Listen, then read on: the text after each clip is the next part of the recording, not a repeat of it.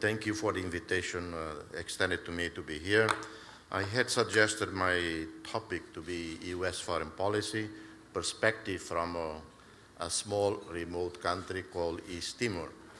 What are my credentials to speak on U.S. foreign policy and from the perspective of a small country?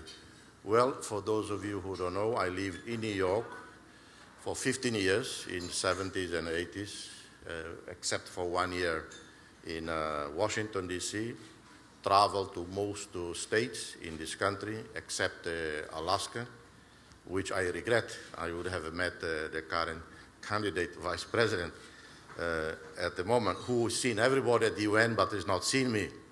And I was very jealous of Hamid Karzai, who is able to see the vice president, Madame Sarah Palin.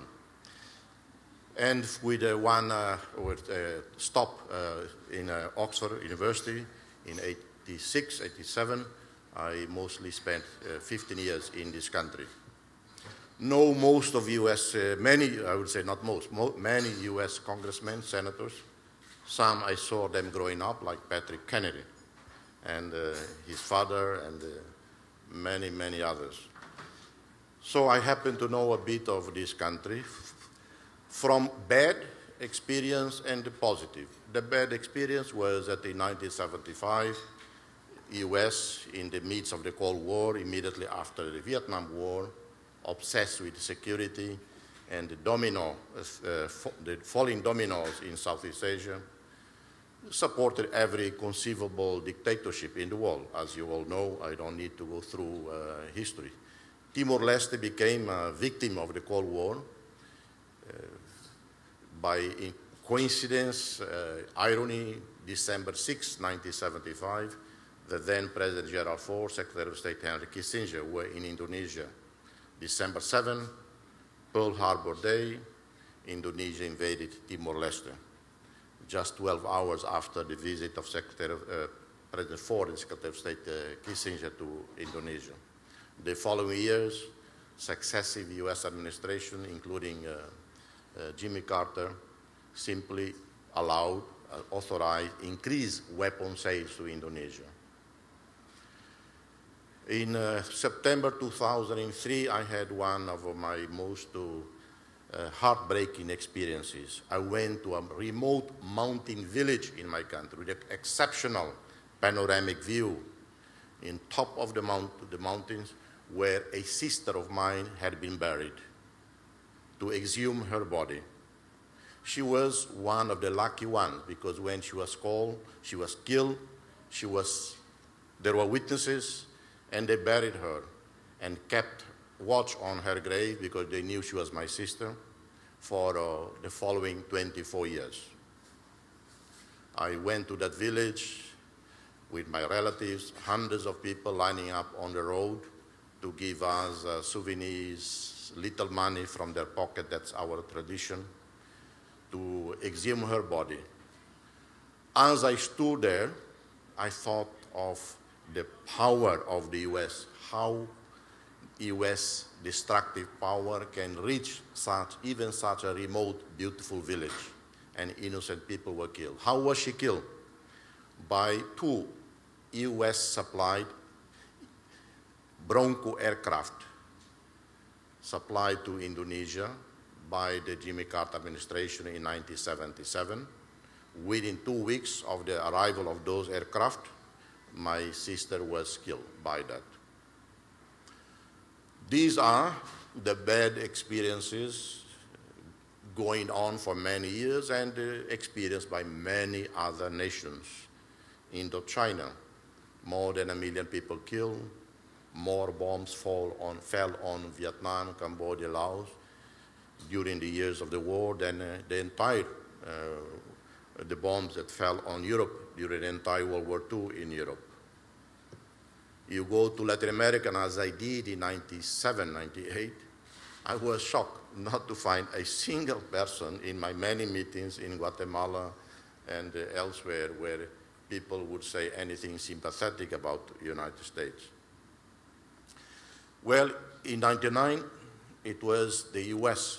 that was pivotal, was instrumental in the freedom of Timor-Leste. From 75, half a century later, dramatic changes with the end of the Cold War, and the US also began to change. Under Clinton, the Clinton administration, with the economic financial crisis affecting Southeast Asia, particularly Indonesia, that became much more vulnerable, with strong leadership from President Clinton, Indonesia agreed to vacate East Timor.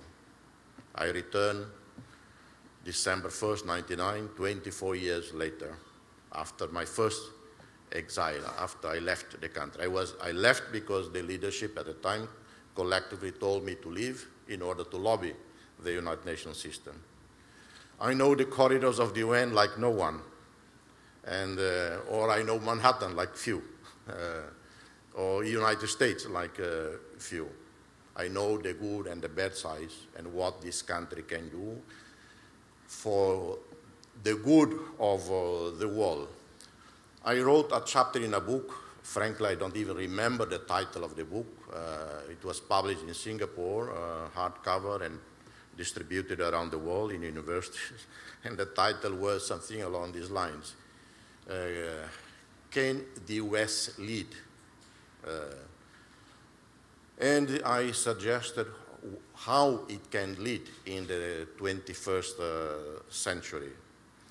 Well, I give you an example of the case of East Timor is one where working effectively with many partners in the United Nations Security Council and the General Assembly, regional powers, President Clinton was able to persuade Indonesia that it was time to abide by its own commitments and leave East Timor.